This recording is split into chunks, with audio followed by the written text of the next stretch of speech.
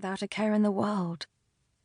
What would it be like to paint so freely, to wield a brush without the threat of magic commandeering the portrait, to give in to the high of pure creation?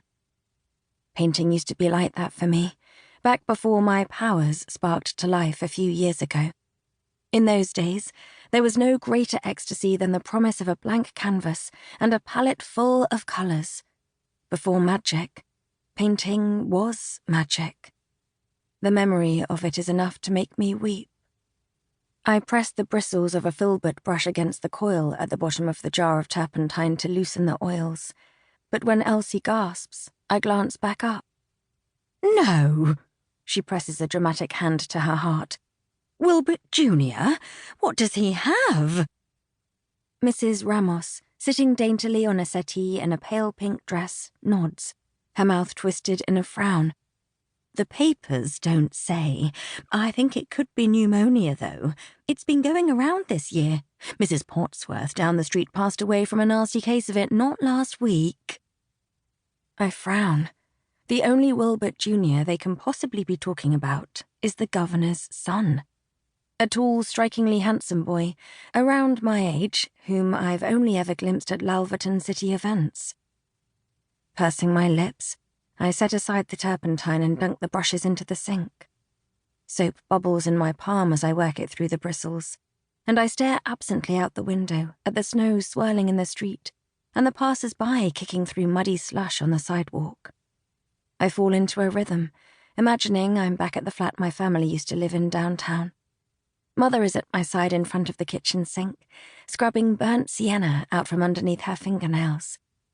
Father bustles in through the door, arms laden with bowls of leftover soups from his restaurant.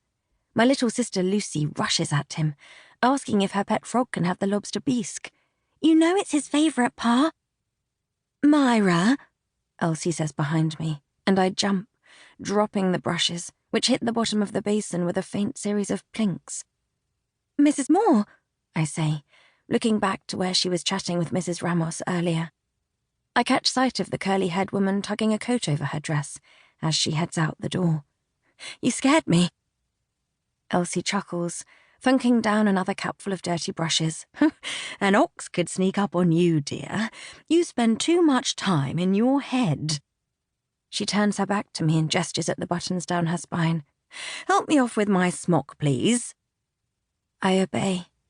Sweat glistens on the back of her neck, dampening the grey curls that have escaped her tight bun.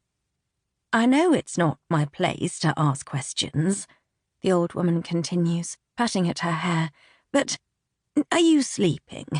How's Lucy?" I paste on a neutral expression and slide the smock from Elsie's shoulders. "The same." She sighs. "Oh, I do wish I could help." The words are like a backhanded blow. I wonder what Mother would think if she heard them, whether Father would scoff in that indignant way of his at the blatant lie. I stare at my feet to keep from glancing at the fat amethysts drooping from Elsie's soft, white earlobes, the glitter of half a dozen gold chains around her neck, or the bulbous gems on her gnarled fingers. Any one of those sold to a jeweler would fetch the money Lucy and I need. But 3 months ago, when I came begging Elsie for the help she claims she wishes she could give me, she balked at the idea. Said it would do me no favours to hand me a reward I didn't earn. I knew before I even asked her that she would say no. If there's anything life has taught me, it's that I can't count on anyone but my sister. We're all each other has. And in the past, that would have been enough. But with Lucy's illness having taken a turn for the worse, and our funds being too meagre to afford the medical care she needs, Elsie's patronising words about wishing she could help make me want to scream. "How was Mrs. Ramos?" I ask a bit too brightly, as I fold the smock into a tidy little square and set it on a pile of linens I plan to wash tomorrow. Elsie draws the back of her hand across her brow. "She's doing well, I think. Her son is visiting this week." "The senator?" "Yes, he took her to see Governor Harris's public address yesterday." Her expression sours. "And?" I ask, not sure if I want to hear any more. "She said the governor went on..."